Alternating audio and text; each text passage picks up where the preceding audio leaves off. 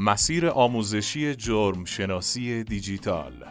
قراره با هم مسیر آموزشی کارشناس جرم شناسی دیجیتال رو بررسی کنیم. در ابتدا یاد این مسئله معروف بیفتید که پلیس خوب باید روش‌های دزدی رو هم بلد باشه. برای اینکه بتونید تبدیل به یک کارشناس جرم شناسی بشید، باید با تکنیک‌های نفوذ آشنایی داشته باشید و خودمون رو به جای نفوذگر حرفه‌ای قرار بدیم تا بتونیم ذهنیت نفوذگر در حین بررسی یک پرونده رو شبیه سازی کنیم.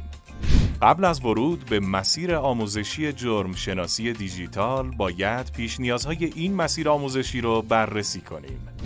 آشنایی با مفاهیم اولیه شبکه و سیستم عامل. آشنایی با تهدیدات سایبری. حالا میتونید وارد مسیر آموزشی جرم شناسی دیجیتال بشین. با توجه به اینکه در اکثر پرونده ها سیستم عامل ویندوز نقش مهمی رو بازی میکنه، ما برای شروع دوره ویندوز فارنزیک را به شما پیشنهاد میکنیم و در ادامه شما باید بتونید توسط شواهد و مدارکی که از تجهیزات و لاگ‌های شبکه به دست میارید، یه پرونده رو حل کنید که بهتره دوره فارنزیک شبکه رو بگذرونید. در صورتی که در سازمانتون سرورهای زیاد لینوکسی دارید، بهتره دوره لینوکس فارنزیک رو هم بگذرونید. با گذراندن 3 تا دوره تبدیل به کارشناس جرم شناسی دیجیتال میشیم و میتونید برای این موقعیت اقدام کنید.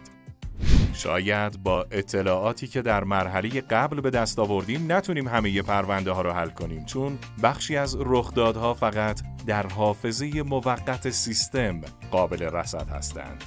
اینجاست که نیاز به دوره مموری فارنزیک مؤسسه نورانت رو داریم و بعد از گذراندن آن امکان تحلیل روتکیت ها و بدافزارهای پیشرفته رو پیدا خواهید کرد.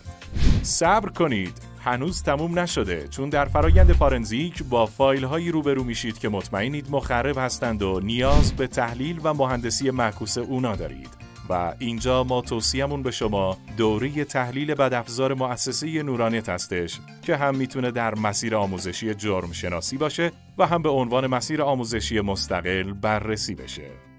ما در نورانت به شما کمک میکنیم تا در مدت 1 سال تبدیل به یک متخصص جرم شناسی دیجیتال بشید.